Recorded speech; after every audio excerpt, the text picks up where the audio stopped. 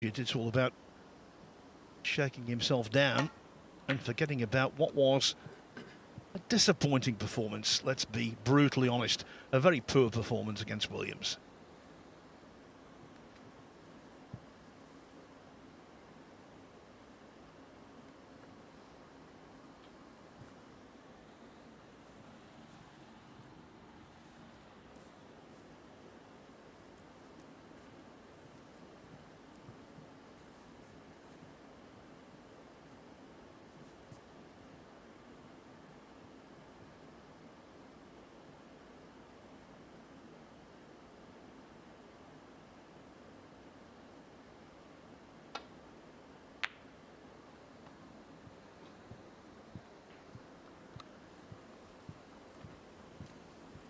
Well, Dave, that's an oh dear shot.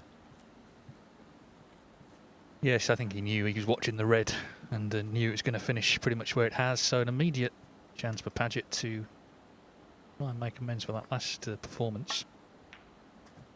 I think any player can accept being blasted off the table if their opponent's making big breaks, but he did have a lot of chances. He still lost 3-0.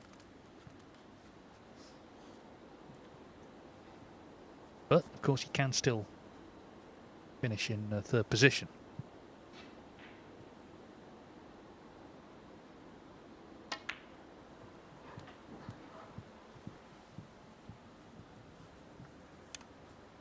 He does know what it takes to beat McLeod. 6. He won 6-3 when they met in the first round of a big tournament that's played in China, the 2014 International Championship.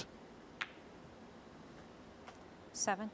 But McLeod won both of their other two meetings. 5-1 in the last 64 of the Australian Open 2014. 4-2, first round of the Welsh Open 2018. Well, of course, the Welsh famously have a terrible record in their own event, don't they? It's only Mark Williams 12. who's ever won it. Ever really come close to winning it. 13. Just looking to end the day on some sort of high. As I say, you can finish third, he gets prize money, he gets ranking points. Of course, you don't get any of that if you finish last. Needs to win.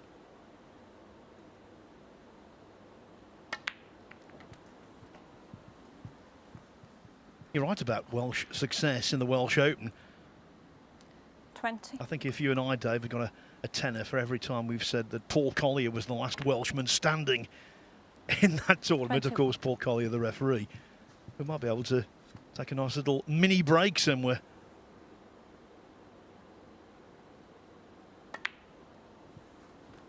And I think that's part of the problem. I think the fact they've had such a poor record over the years on home soil. 28. When it gets to that event, it means an awful lot, the Welsh contingent, and maybe they put themselves under enormous and ever-increasing pressure. Well, the other thing is, of course, they hear it every year. When they start the tournament, they're reminded of the record. Anyway, we're in the East Midlands here in England, in Leicester, this evening. Hot evening it is, and we have 2 matches left, of course, on this table. Tatiana Wollaston has not travelled too far. She, of course, is married to Ben. They live here in Leicester. And we know he's coming back for Winners' Week. In that group that included Mark Selby last week. 35. Yeah, I think Ben's was one of the best individual performances of the event so far. And Tatiana was here at points during Friday to cheer him on. If anyone's wondering, no, she's not allowed to referee his matches. That would be awkward all round, wouldn't it?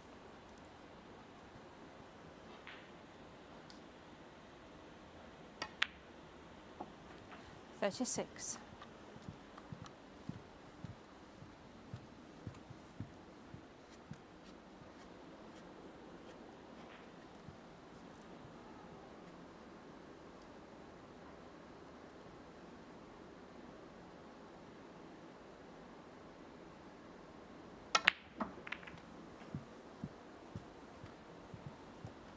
Not quite come off, has it? He's not on one.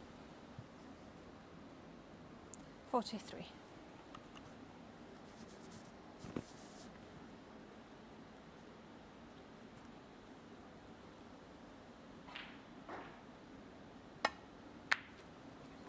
Break ends at 43. His And best Pagett, today was a 43. 63. It was actually in his first frame of the day against Li Hang.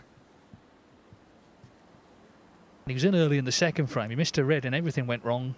He barely got another look in that match. Of course, has subsequently lost 3-0 to Mark Williams.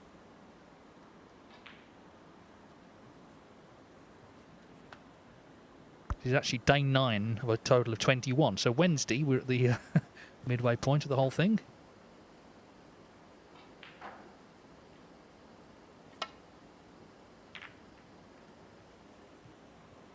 Tomorrow's very interesting. Jimmy Robertson had such a good season last season. He's the top seed here on table 1, but it's a tough group. Tepchara Nu, always dangerous from Thailand. Marco Fu, of course, 3-time ranking event champion. Ian Martin as well is off the top-up list.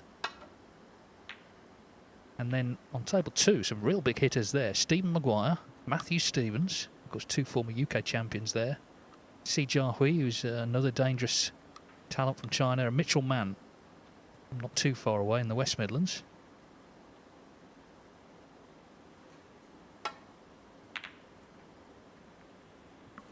Then later this week we'll be seeing the likes of Zhou Yulong, Fergal O'Brien, Mark King, Dominic Dale, Ali Carter, and young Wu Yize, the Rookie of the Year from China.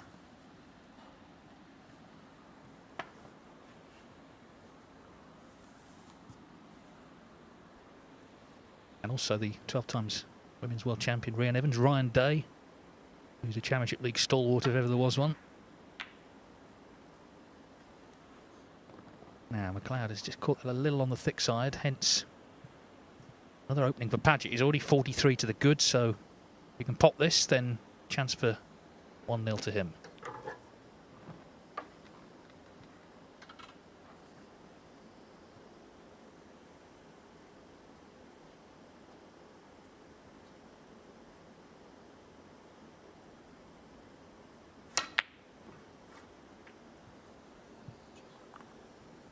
You could see from that annoyance, he cued right across the red.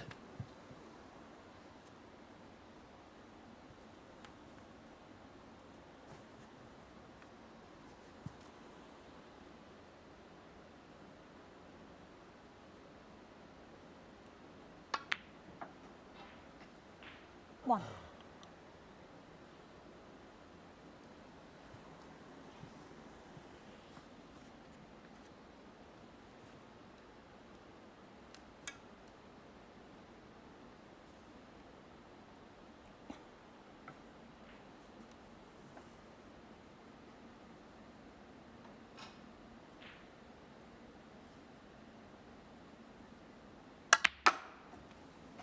So often, and it's always been a trait of Rory McLeod, so often he cues so low 3. on the wide ball.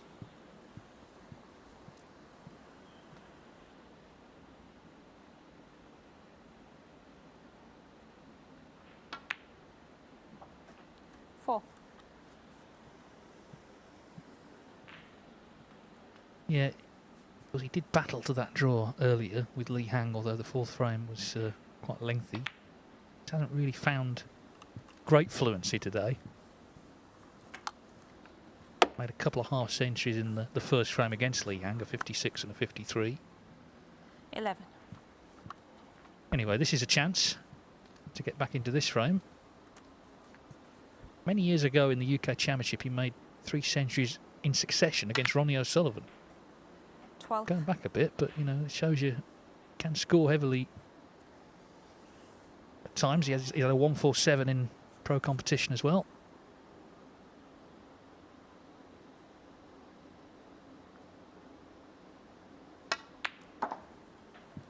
Yes, and with those 3 centuries, Dave, he had every right to be deflated.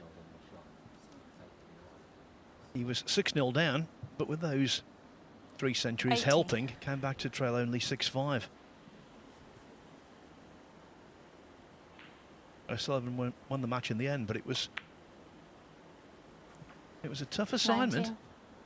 I think he was just complaining there, actually, about a camera moving in his eye line on the previous pink he potted.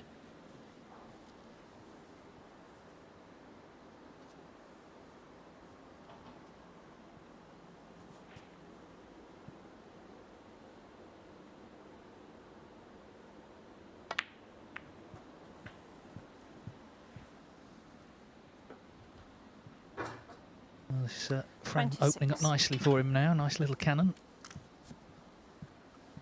Barry Pinches has won the third frame against Gary Wilson on table 2, so it's 2-1 to Wilson. 27. Gary will be with us in the commentary box tomorrow, so let's hope he's in a good mood. Sure he will be if he wins the group.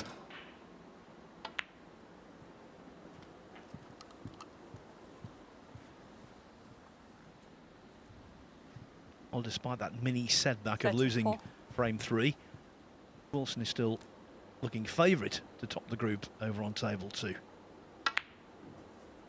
35. For him, though, the next frame is massive.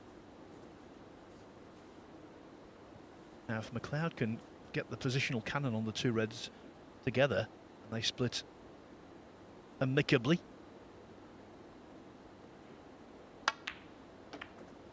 Yeah, the frame at his mercy.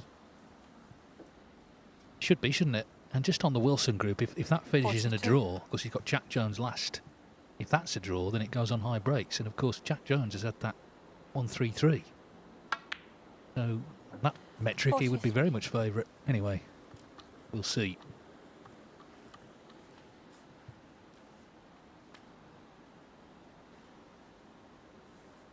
All square here, 43 each. But McLeod favourite because he's at the table.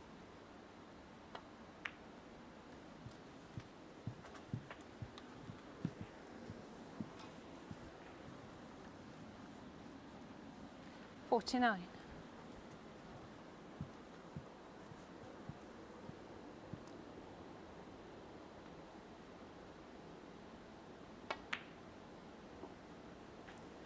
$50.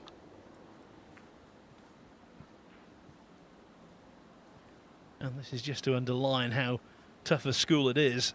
Someone like McLeod, Kurt Mafflin, Michael Holt, and Drew Higginson. None of them have got full tour cards.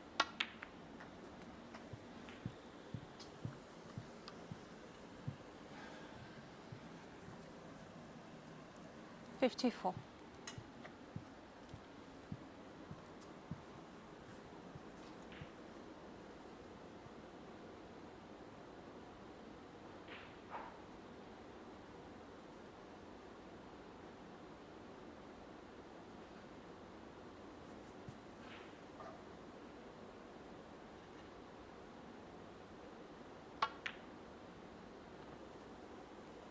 Felt the pot, the middle was too thin, so he's played 54. safe. So the break ends at 54. He leads by 11, but that was a good chance to win the frame in a single visit. Gonna have to wait for another one. Thank you.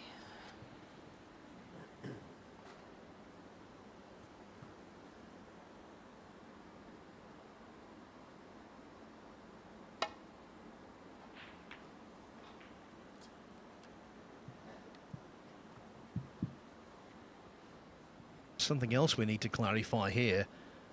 When a non-tour player enters a professional tournament, next to their name in brackets is the letter A, denoting amateur. Well, they're not amateurs, obviously, they're former professionals. But even if you go by that definition of amateur, they can win prize money.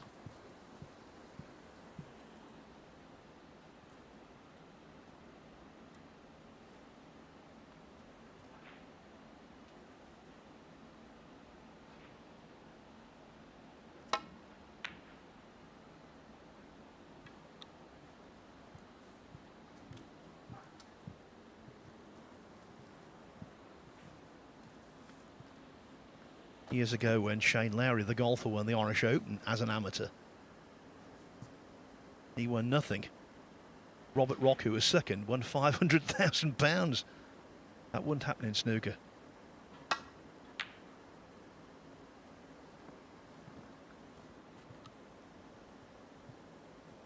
suppose the only time it kind of did happen was when Ding won the China Open for the first time, and of course he'd been withdrawn from the event and put in as a wild card to guarantee that he was actually there, and of course he won the title, didn't get any official prize money. Ooh, Well, hit Rory off. McLeod 4. Yeah, I think unofficially he received a good amount, and quite rightly so. It was one of the most important victories in modern snooker history, that. Yes, and we've seen in this event alone, haven't we, the legacy, all the young Chinese players who got through already to the next phase. Li Hang hoping to join them this evening in this group.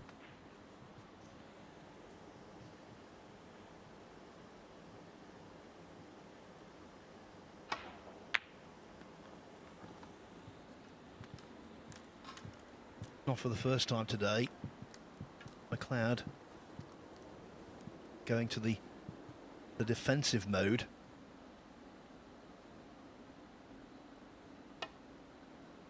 Yeah, when he had the last red initially, when he was still on the break, I wondered if he might try and double it and try and get the cue ball sort of safe-ish. But anyway, he didn't. He played safe. And it's just a question of whether he gets another good chance at the red.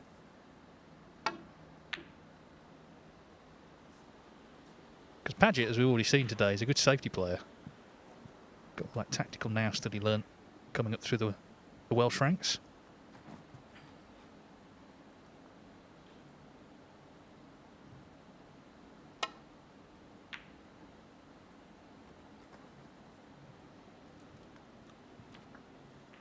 Wales traditionally has been a hotbed, particularly South Wales. This season they got 12 professionals, including a new professional, Dylan Emery.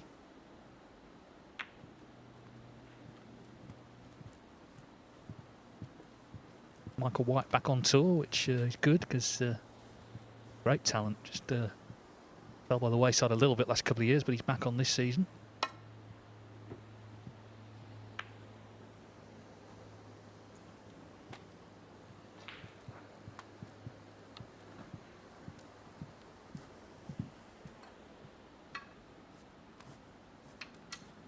But yeah, Wales have got 12 players. China have got 27 on tour.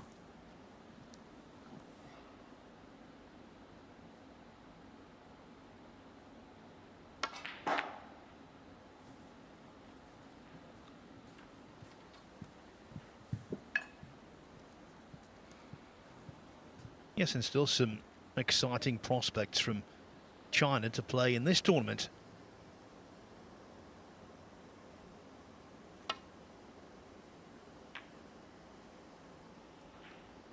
Don't include Zhou Yulong in that. He's no longer a prospect. He's an established top player.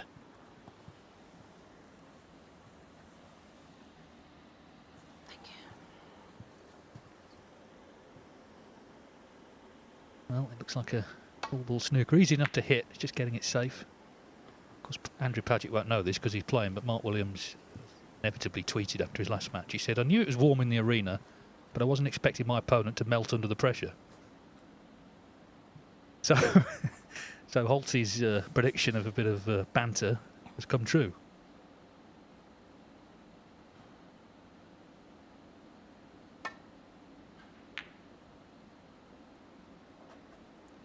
One. Oh, that's more like it. Why couldn't you have a kiss and a shot like that against Willow?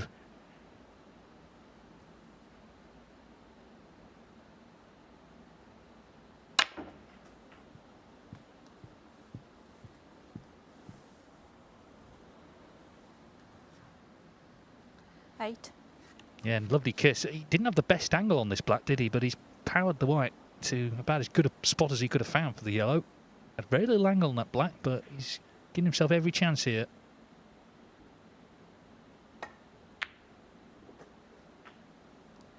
Ten. So he needs Upton including the pink to win the first frame.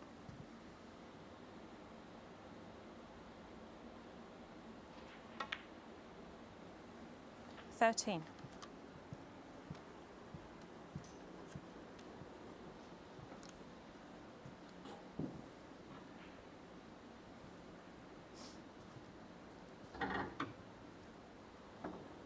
Stretching a little past the max. Now he's already missed quite badly. One red with the rest in this frame.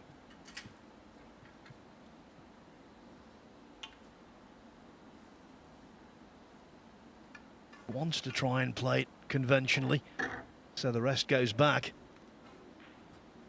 But when you're stretching, your alignment and your timing can be compromised.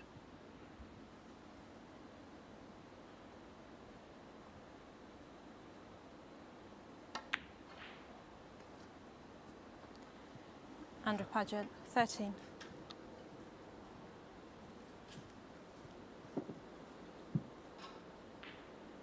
What a chance that was, but he saw him stretching.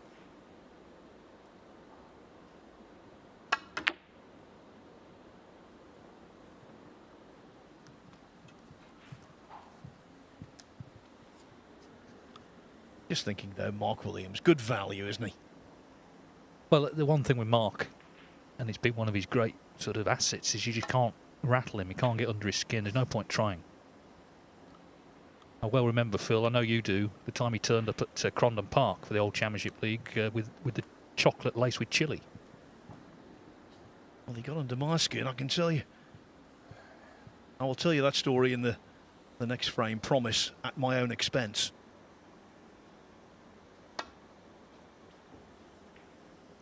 Well, Oh, Pagett got nice. fortunate with the snooker, and now that's a Andrew free ball. Pagett, 4. Free ball. Lad kind of doesn't want to leave the table, but he's going to have to. Free ball means Pagett could take the blue as a brown, worth 4. Blue ball.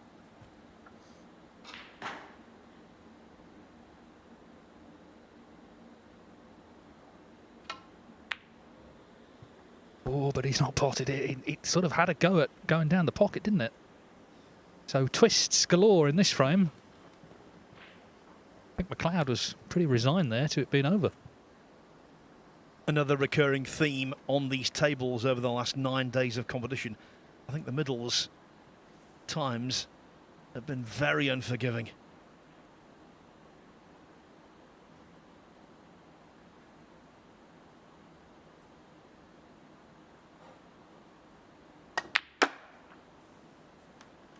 Four.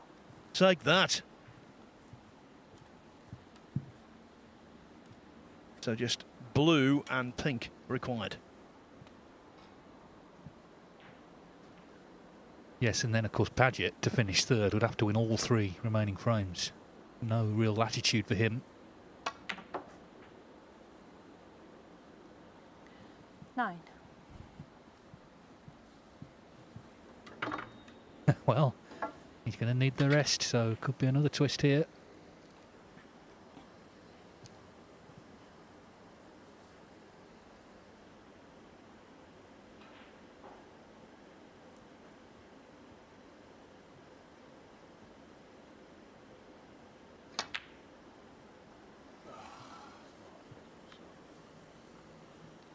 You heard the sigh, which said it all. Rory McLeod, A 9. little bit of frustration. Yeah, he just didn't get nice on the pink, did he? He put himself under it, needing the rest. Yes, and as he was over the pink, employing the rest, I just didn't fancy him to pot it. There's no real conviction there.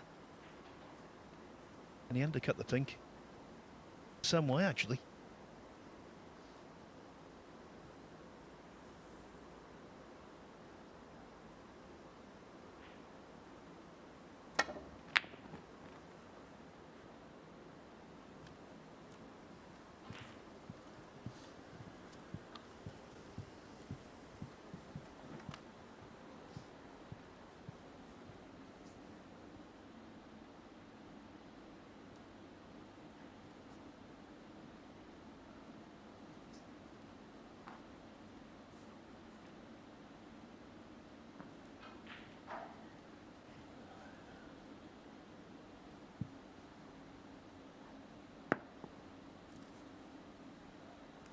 Now the chalk's on the carpet.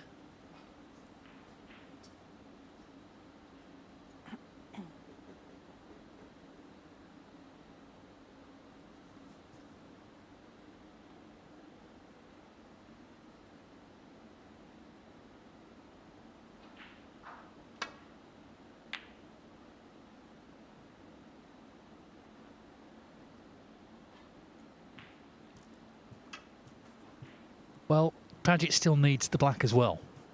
So it's not just about potting this pink, it's about getting on the black. A hatful of chances really on both sides so far.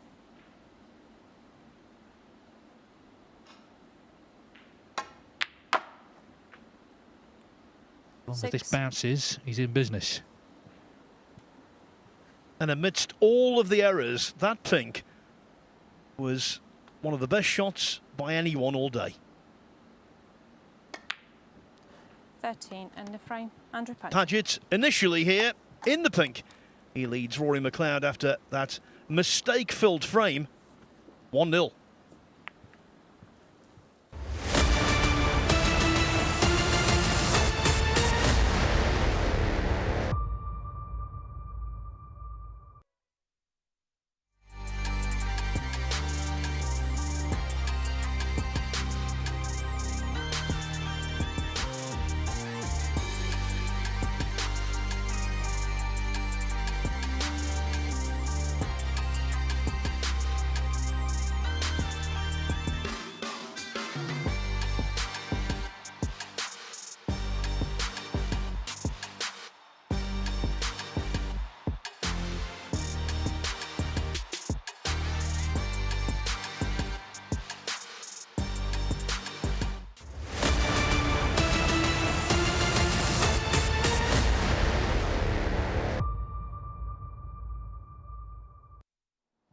Any player on tour would have been proud of the pink that Andrew Pagett knocked in.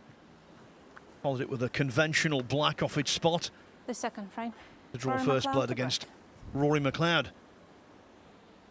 And bear in mind, McLeod missed frame ball pink, using the rest.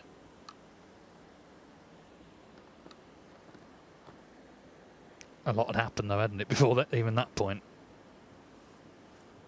McLeod, remember, he made a 54 break in that frame, but eventually he didn't get as intended on the last red. That initiated the safety battle. Pagett had that free ball with the blue, but missed it. Anyway, he eventually won the frame in fine style. That's a good red to start this one.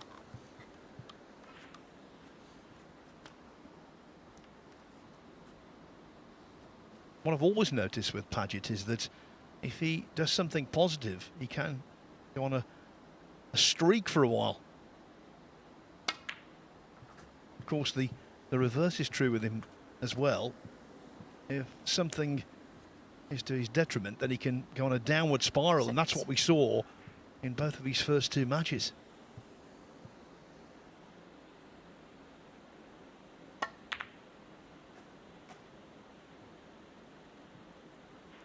Seven.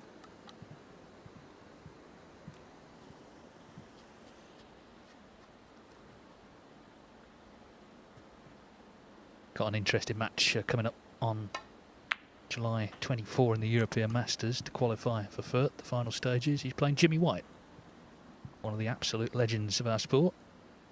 14. That will be here in Leicester.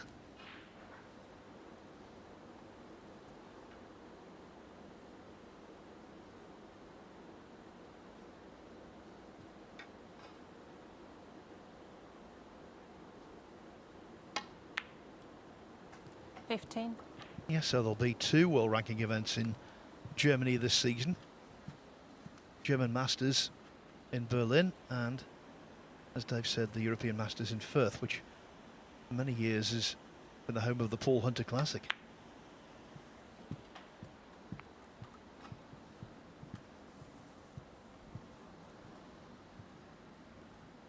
Twenty-two.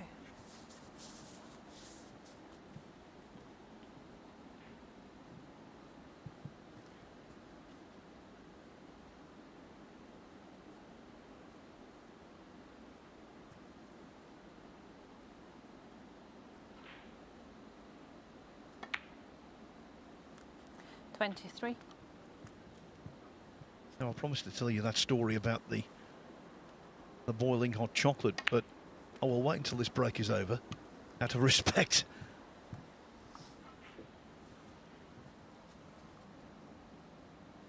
$29.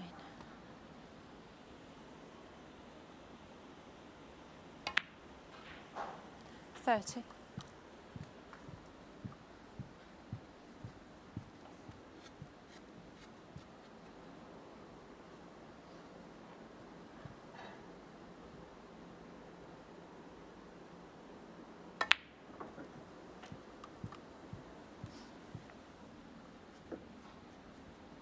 You see, something goes right at the end of the previous frame, and all of a sudden, Pagett looks at a different player again. This is how he was in the first frame of the day against Lee Hang. 38.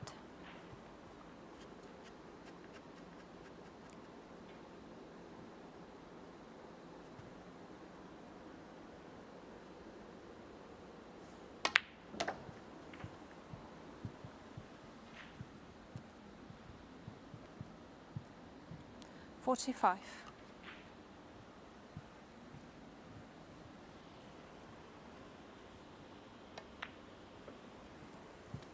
46.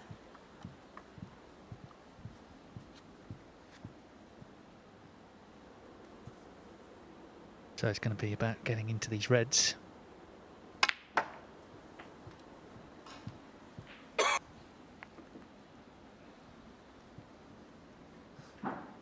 $53. Which he's done, but well, he has got a couple to go up. There's one here to the corner, certainly the right corner.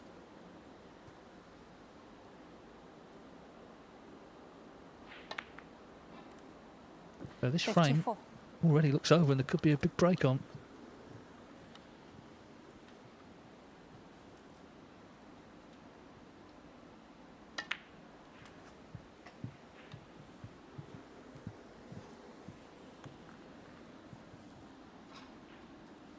$59.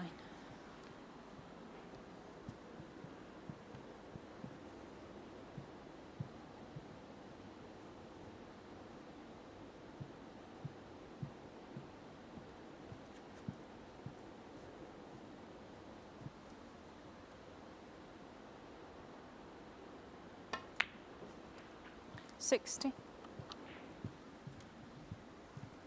Now then, table 2. We're right down to the wire there in the last frame. Wilson on the green, 2 behind. Not straightforward. The blue not great where it is. Won't need the black. 65.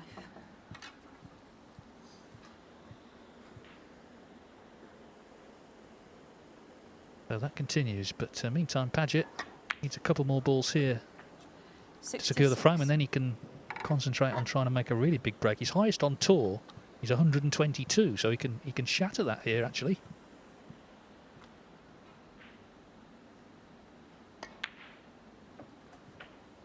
It's got to be one of the lowest tie breaks of anyone who's been on tour for quite some time. 73.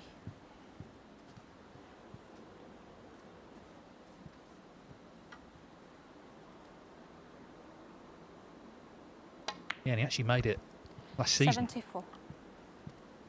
In the, I remember I'd commentated on it, the World Championship. We made 3 centuries in a match in that World Championship qualifying. You know, and on tour he's only actually made 10 in his career, so 3 of them came in that one match. The worst thing about it was, though, he got beat by the man we're seeing tomorrow, Tepchara Nu, 6-4. So just shows you 80. how brutal the standard can be, even in an early round of a tournament. It was only the second qualifying round of the World Championship. 81. Quite often in these groups, high breaks are invaluable. Not so for Pagett here, apart from obvious personal satisfaction. 86. Just has to beat McLeod.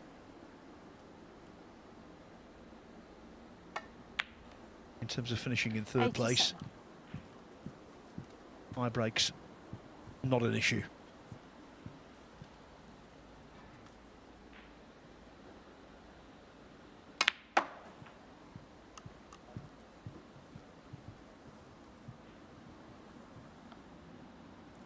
$94.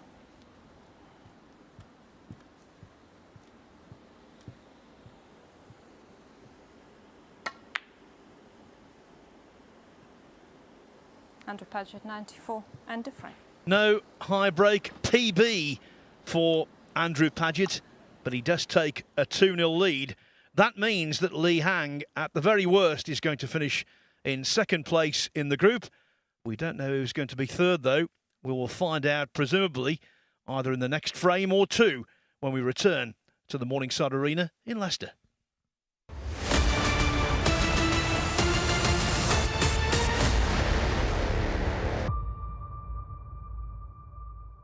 the kazoo champion of champions. He looked like he had it won. He looked like he'd lost it. You can't say that's the killer blow. Well, you can say it was a hammer blow.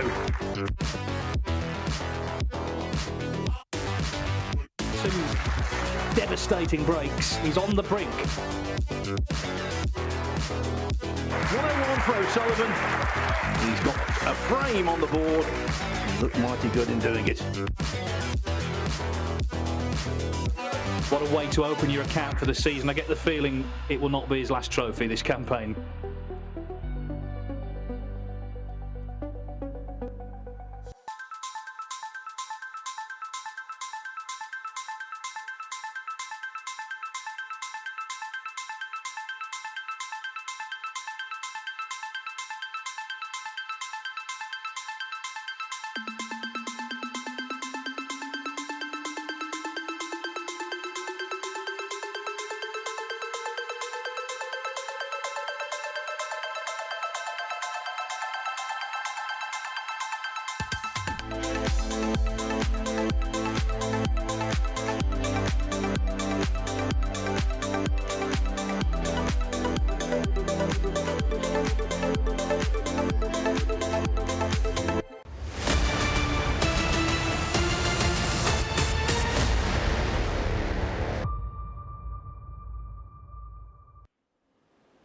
Andrew Pagett leads Rory McLeod 2-0. Big news over on table 2. It's all the twos actually. Gary Wilson and Barry Pinches have played out a 2-all draw. That after Wilson led 2-0. Pinches pinching, if you pardon the pun, the fourth frame late on. And that means in the closing match of that group, Gary Wilson will now need to beat Jack Jones to top the group. Remember, Jones has got that 1-3-3 in the bank, a high break which could be priceless. Yeah, Wilson would still top the group if he drew and made a higher break than that. Otherwise, you've got to win. So if it was 2-2 and he made a 1-3-4, then he would top the group. But yeah, it's asking a lot to just pull one of those out of nowhere.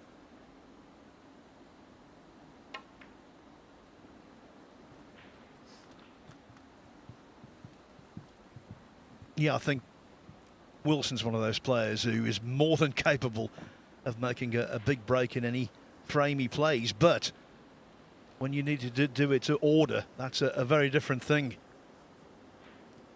So the stock of Jack Jones has risen considerably thanks to the Pinches fight back.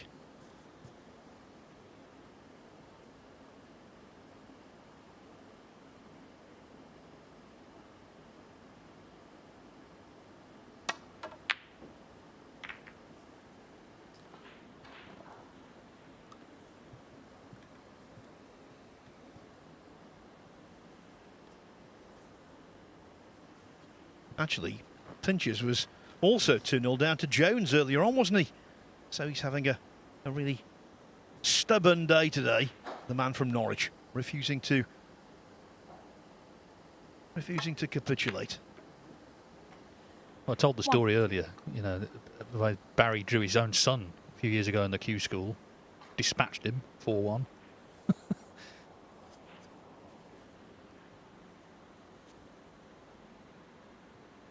Now, Phil, people are hanging on here for this story about the chocolate. People are on tenterhooks.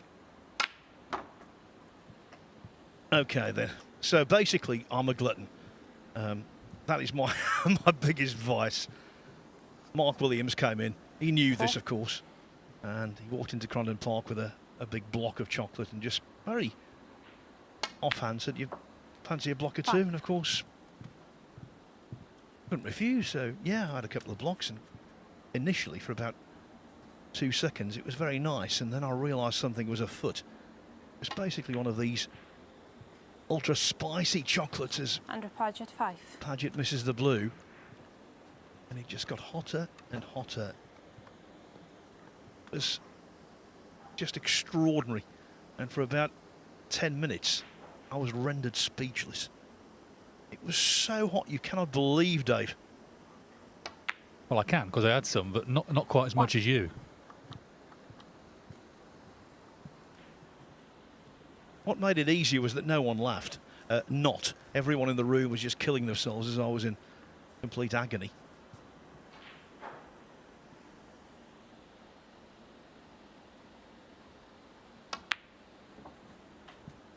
Tell you what, Pagett won't be laughing about that blue. He got all the momentum, and shots like that can see that momentum go flying out the window. Yes, it's the unforced errors, isn't it? I think that annoy the players when you've done hard work to initiate a chance and then out of nowhere, for whatever reason, whether it's a lapse of concentration, thinking ahead, just miss. 9. Because, of course, if McLeod can fight back and force the draw, then Pagett's going to finish last in this group.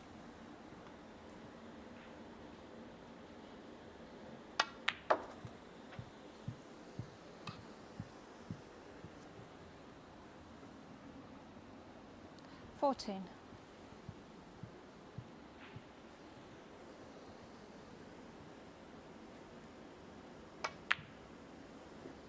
15.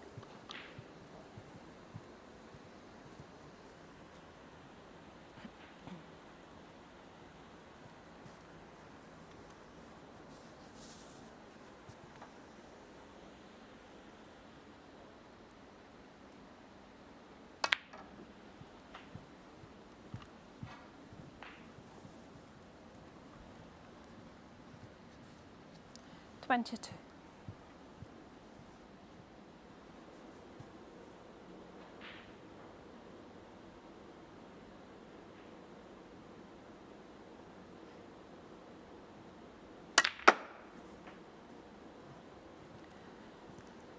23. Plenty of action in the cue ball, but the end result was not good.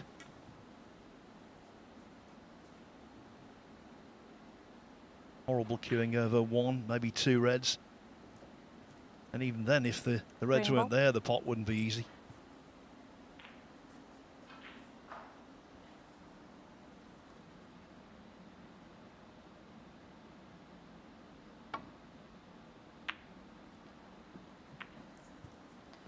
Rory McLeod, 23.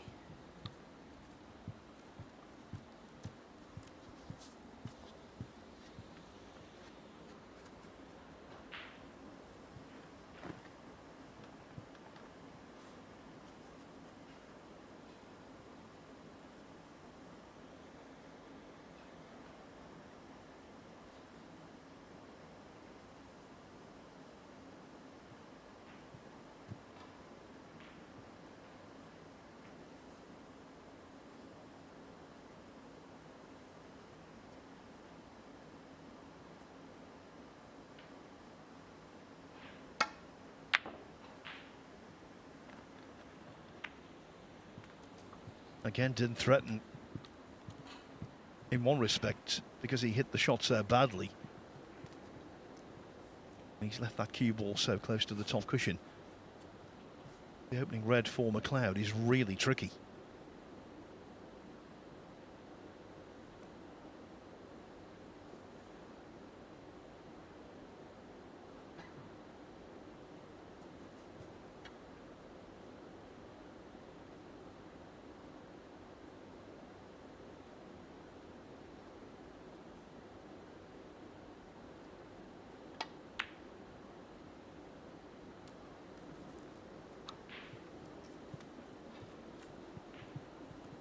Sometimes, Dave, indirectly, you can win a frame with a bad shot. Absolutely, we've seen it happen many, many times here and elsewhere.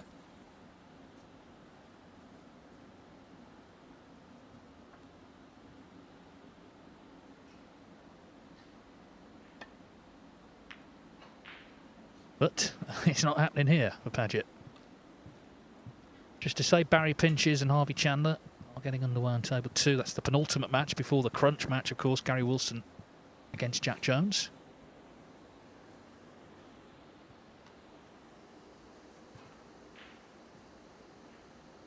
course, there's all sorts of permutations there. If Pinches were to win 3-0 with a big break, he could actually end up group winner if the last match was a draw.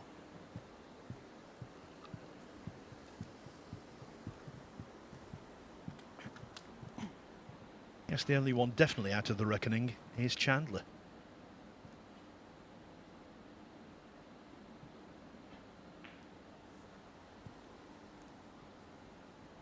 Well, Pagett is taking this plant on. He's lined it up. Needs to be made. Need to be so accurate in these middles. Yeah, got close.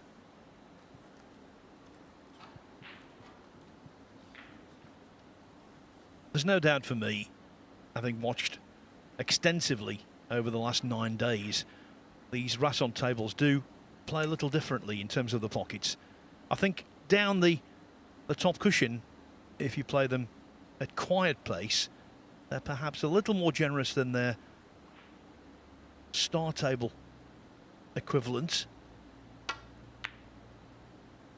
But I also think to the middle pocket, especially if you make any contact with the near jaw, I think these Rassons are just as tight, if not a wee bit tighter.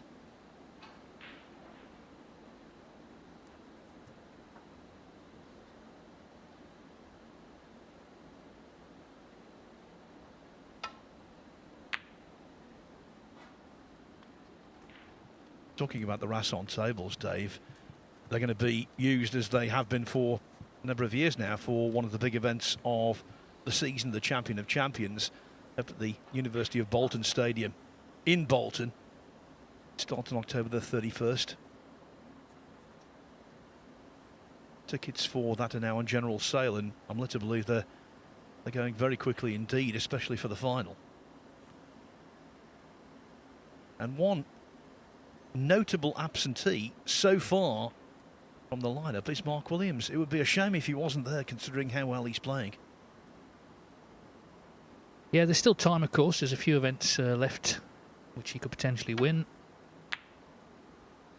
I'm sure Mark will be at the Six Reds in Thailand, for example. That's a potential qualifying event. Of course, he defends his British Open title in Milton Keynes in September. And if they're repeat winners, he may actually get in off the world ranking list. Yes, he's world number 7, so there's a chance there.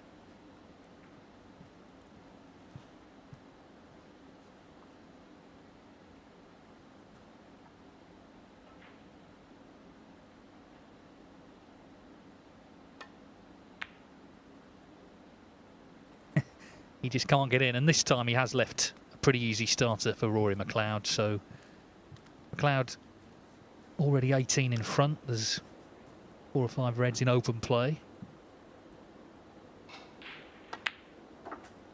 1.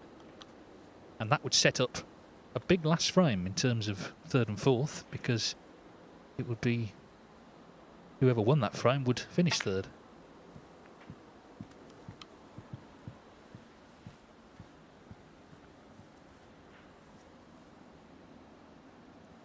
Six.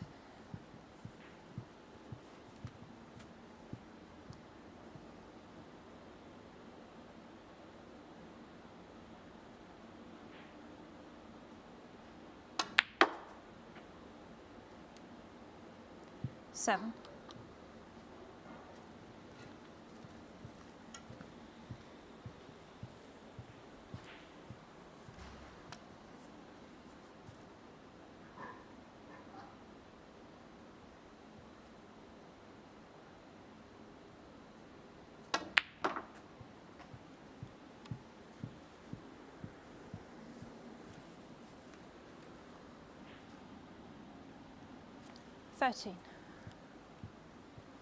Overdid that. Can't get through to the red to the right-hand middle pocket because of the yellow.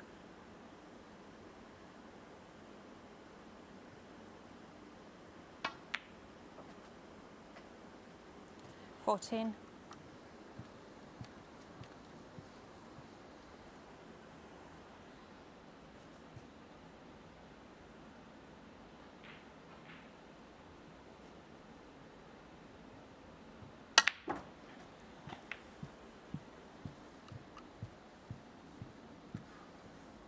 Again, ample zip on the cue ball, but the worst possible 21. kiss that. Caught the red in such a way. Cue ball remained on the side cushion.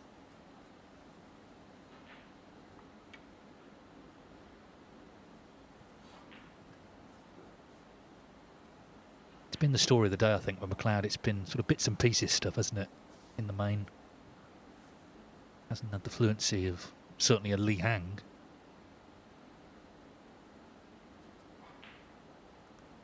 Even though he did ultimately, of course, get the draw with him.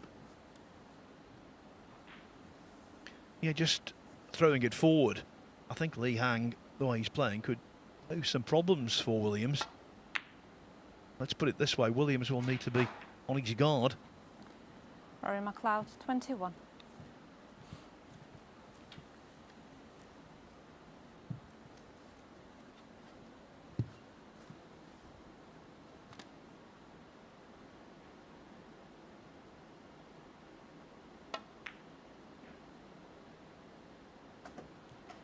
One.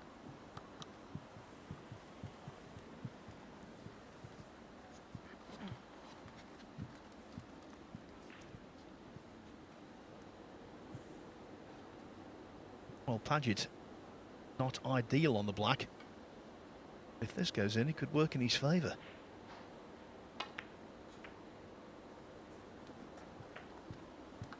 Well, again, the two reds split apart. But look where the cue 8. ball is. What a pressure shot coming up. Just trust your cueing, keep your head still, and deliver. Sounds so simple. It isn't.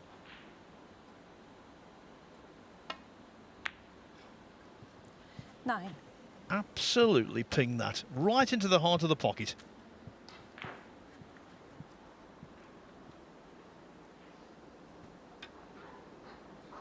Still work to do, but a chance certainly to get right back into this frame.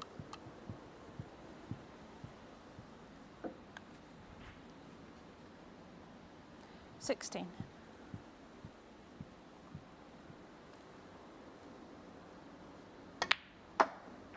17.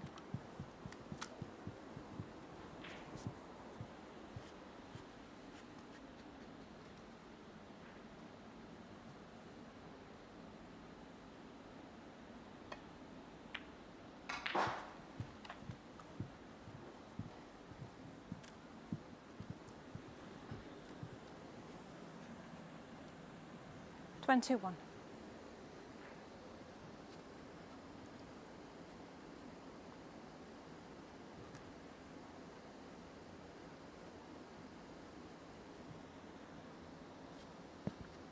He was looking to see whether, with below centre striking on the cue ball, he could pot the red to middle and dislodge the other one, but I don't think that's quite there. 22. Could get the red out with the yellow now, though.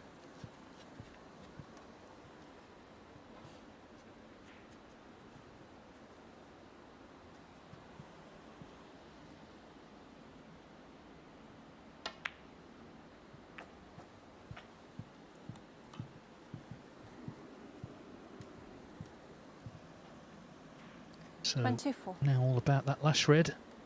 Could be the key to Pagett ending the day on a with a whitewash.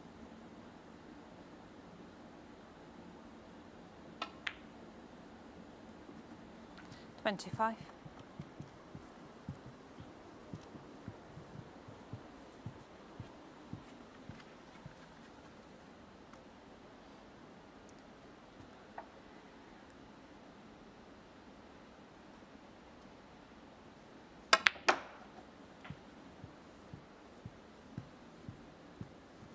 Well, he's done well to get here, actually. 32.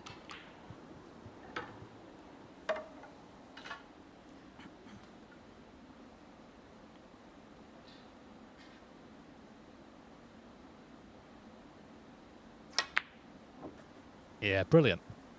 He's been the more 30. positive of the two, I think, just in terms of how he's approached things.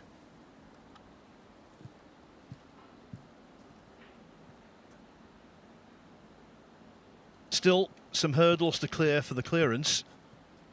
Didn't screw back far enough to be on the correct side of the blue. There will be distance between cue ball and yellow. Wanted to just push through there enough so that he had the angle to come 38. around the back of the green, but by doing so, that again means precision. Had he been straighter on the yellow, the positional shot to green would have been a formality.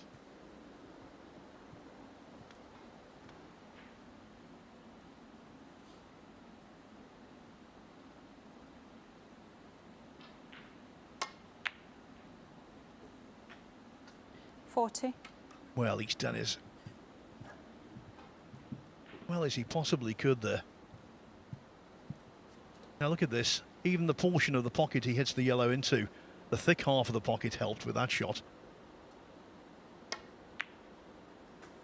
43. I'll tell you what, Dave, anyone in this tournament, from Ronnie O'Sullivan down, would have been proud of this clearance. Been excellent. I guess from his perspective, he just wishes he could have started the day like this rather than ended it. But at least it looks like he's going to get third spot. He's going to get £1,000 ranking points, and he's finished the day with a very strong display here. 52.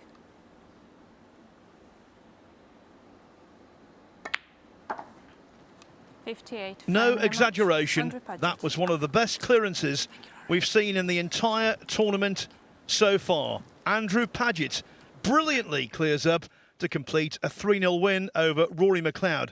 Pagett will be third in the group. McLeod will be the wooden spoonist. And next up, it is the match to determine who will be the group table topper. Mark Williams or Lee Hang coming your way in around 5 minutes' time.